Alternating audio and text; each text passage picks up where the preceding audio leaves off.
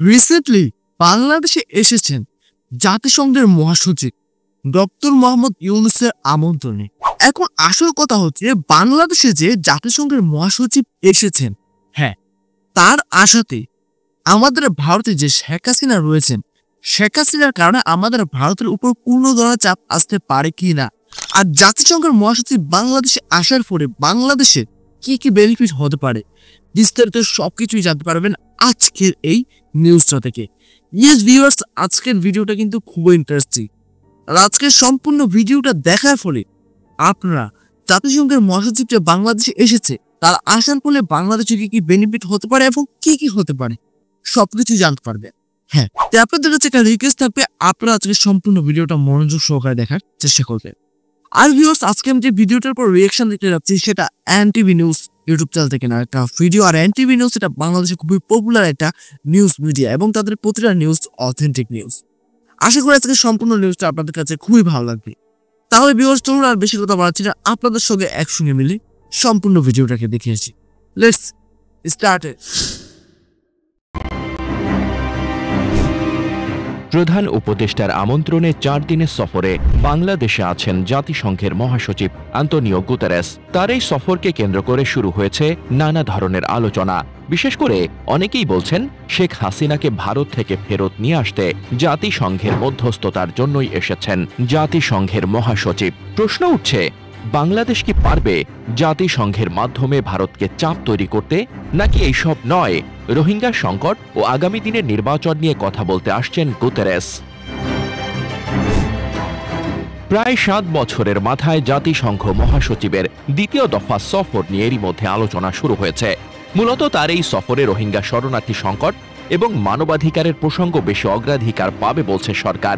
এছাড়া বাংলাদেশে বিদ্যমান রাজনৈতিক পরিস্থিতি সম্পর্কেও আলোকপাত করতে পারেন জাতিসংঘ মহাসচিব।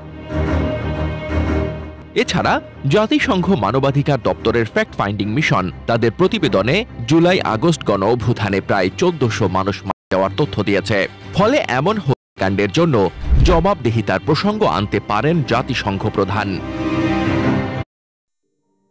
দেখেন, জুলাই যে ঘটনাটা ঘটে গিয়েছে এটার অবশ্যই বিচার হওয়া উচিত। হ্যাঁ, আশা করি আপনারা বুঝতে পেরেছেন।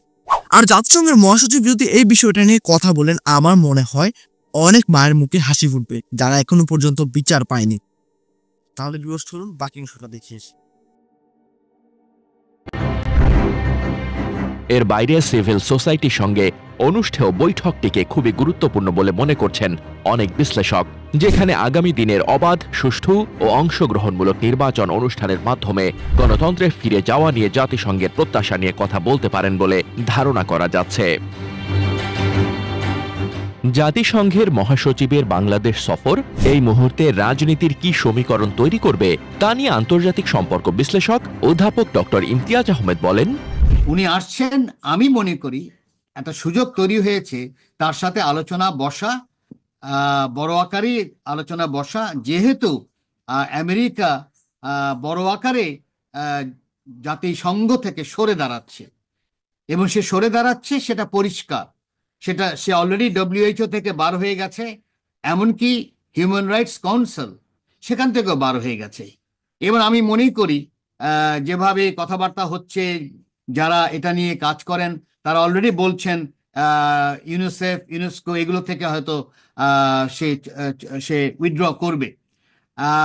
এই জায়গায় বোঝা যাচ্ছে যে একটা বড় প্রেশার পড়বে রোহিঙ্গাদের যেই বাজেটটা প্রয়োজন, তারা যেহেতু এখানে থাকছে, সেই জায়গায় ওই ডেফিসিটটা, যে গ্যাপটা হবে, সেই গ্যাপটা কিভাবে পূরণ করা হবে, এটাই হওয়া উচিত মূল আমাদের আলোচনা। সেক্রেটারি জেনারেল যেহেতু ওনার অনেক পরিচয় আছে, অনেক দেশের সাথে সম্পর্ক আছে, তার অফিস এই যে গ্যাপটা হবে সেই গ্যাপটা পূরণ করতে পারবে কিনা এবং কিভাবে পারবে।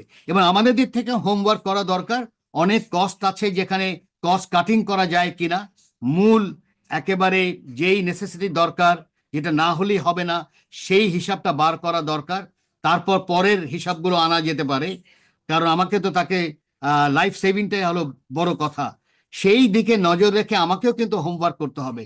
সেই হোমওয়ার্কটা যদি ওনার আসার আগে যদি করা থাকে, তাহলে যখন নেগোসিয়েশন বসা যাবে বা ডিসকাশনে যখন বসা যাবে তখন বলা যাবে যে এই হলো গ্যাপ, এই হলো পরিমাণ। আপনার অফিস বা আপনি নিজে ব্যক্তিগত, যেহেতু ওনারও ইনফ্লুয়েন্স আছে পৃথিবীর অনেক জায়গায়, সেখান থেকে কিভাবে এই গ্যাপটা পূরণ করা যেতে পারে। কারণ আমি মনে করি যেই বড় সমস্যা দাঁড়াচ্ছে এবং দাঁড়াবে সেটা হলো এই ডোনাল্ড ট্রাম্পের যেই আমেরিকার যে রিট্রিট আন্তর্জাতিকরণের থেকে, এবং যেটা তার সেক্রেটারি অফ স্টেট অলরেডি স্পষ্ট করে বলেছে যে আমরা একটা মাল্টিপোলার ওয়ার্ল্ডে যাচ্ছি। তো আমেরিকার সেক্রেটারি অফ স্টেটই যখন বলছে, রুবিও যখন এই কথাটা বললো, এটাকে আমাদের সিরিয়াসলি নিতেই হবে। তার মানে হচ্ছে আমার মাল্টিপোলার থেকে আমার কি বলা হয় এই ঘাটতিটা পূরণ করতে হবে, সেই জায়গায় আমাকে নজর দেওয়া দরকার। এবং আমি মনে করি সেক্রেটারি জেনারেল আসাতে এই সুযোগটা তৈরি হয়েছে একেবারে সামনে সামনে বলা। তবে অধ্যাপক ইমতিয়াজের সাথে অনেক বিশ্লেষক একমত, জাতিসংঘের মহাসচিবের এই সফরকে কাজে লাগিয়ে বাংলাদেশকে আগামী দিনে নানা সমীকরণ মিলাতে হবে।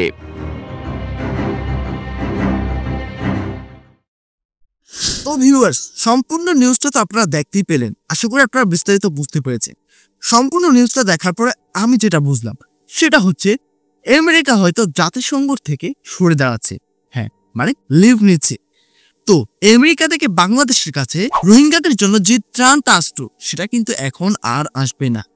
একটা কিন্তু বিশাল গ্যাপ হয়ে যাবে। তো এই বিশাল গ্যাপটাকে ফিল আপ করার জন্যই হয়তো জাতিসংঘের মহাসচিবের সঙ্গে কথা হবে এবং কথা বলবে। আশা করি আপনার বিষয়টা বুঝতে পেরেছেন। এছাড়াও অনেক বিষয় কিন্তু তারা সেখানে আলোচনা করবেন। এর মধ্যে শেখ হাসিনার বিষয়ে আলোচনা করতে পারেন এবং জুনের ঘটে যাওয়া ঘটনাটার বিষয়ে আলোচনা করতে পারেন। সেটা কিন্তু এখনো কিন্তু বলা হয়নি কি নিয়ে তারা আলোচনা করবেন বা কি হতে যাচ্ছে। আমার মনে হয় এটা সিক্রেট কিছু একটা, তারাই জানে কি হবে। আশা করি আপনারা আমার কথাটা ক্লিয়ারলি বুঝতে পেরেছেন। তো সম্পূর্ণ ভিডিওটা আপনাদের কাছে কেমন লাগলো ভিউয়ার্স অবশ্যই কমেন্ট করে জানাবেন। ভালো লাগলে আপনার চাইলে আমাদের চ্যানেলটাকে সাবস্ক্রাইব করতে পারেন, ভিডিওতে লাইক করতে পারেন, কমেন্ট করে আপনার মূল্যবান মতামত জানাতে পারেন। এরকম আরো ইন্টারেস্টিং নিউজ দেখতে চাইলে, ইনফরমেটিভ নিউজ দেখতে চাইলে আপনারা চাইলে সরাসরি এনটিভি নিউজ ইউটিউব চ্যানেলটাকে ভিজিট করে দেখে আসতে পারেন। ডিসক্রিপশন বক্সে সম্পূর্ণ ক্রেডিট লিংক দেওয়া আছে। তাহলে ভিউয়ার্স আজকে এখানেই বিদায় নিচ্ছি। দেখা হবে পরবর্তী কোনো একটা ভিডিওতে। ততক্ষণ পর্যন্ত সকলে ভালো থাকবেন, সুস্থ থাকবেন। Tata, bye bye.